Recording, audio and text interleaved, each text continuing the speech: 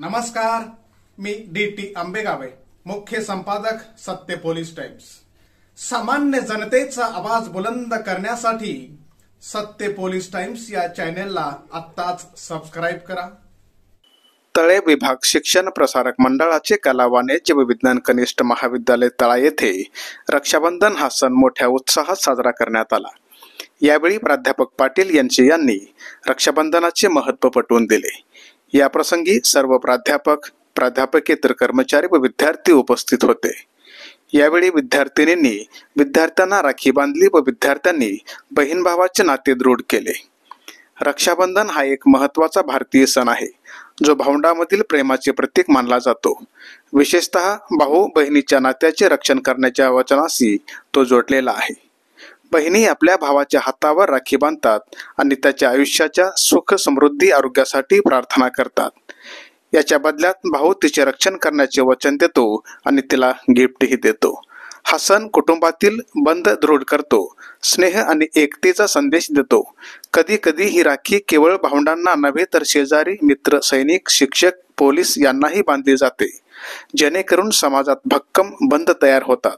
कला वाणिज्य व विज्ञान कनिष्ठ महाविद्यालय तळा येथे रक्षाबंधन साजरा केला जातो, कारण विद्यार्थ्यांमध्ये समता, बंधुत्व या मूल्यांची रुजवण व्हावी, सर्व धर्म समभावाची जाणीव व्हावी, भावनिक आणि सामाजिक दृष्टिकोन जागृत व्हावा या उद्देशाने हा सण साजरा केला जातो। आपल्याकडे फार पूर्वीपासून रक्षाबंधन हा सण साजरा केला जातो।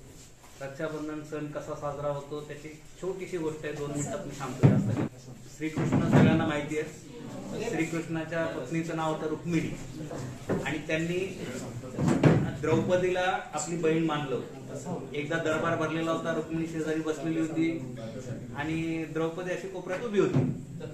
तर ते शिशुपालाचा वध हे जे प्रकरण आहे त्यासाठी सुदर्शन चक्राने शिशुपालाला त्या 100 त्याचे 100 काय अपराध पूर्ण झाले म्हणून शिशुपालाचा वध केला। ते सुदर्शन चक्र फिरताना त्यांच्या बोटाला जखम झाली आणि रक्त व्हायला लागलं आणि ते प्रकरण तिथे संपलं। शिशुपाल मेला आणि ते रक्त वाहतंय, श्रीकृष्णाचं लक्षण आहे। नंतर थोड्या वेळात बघतात तर लाल झालंय बोट। ते रुक्मिणीने बघितलं, ती रुक्मिणी काहीतरी ते कपडा शोधू हे करू काहीतरी ती शोधाशोध सुरू होती।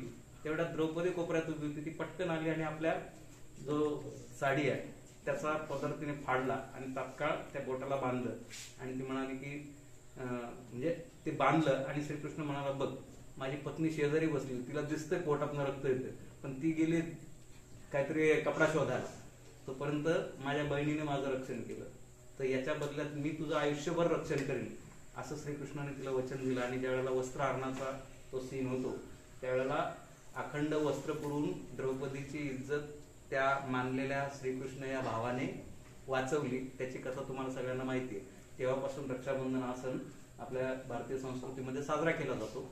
हा सण साजरा करताना जात धर्म याच्या पलीकडे जाऊन हा सण आहे।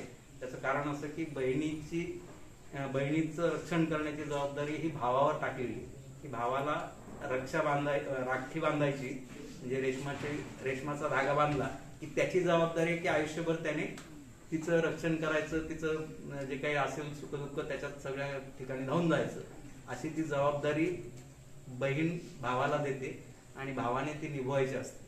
तर अतिशय आनंदाने साजरा होणारा हा सण आज आपण साजरा करणार आहोत।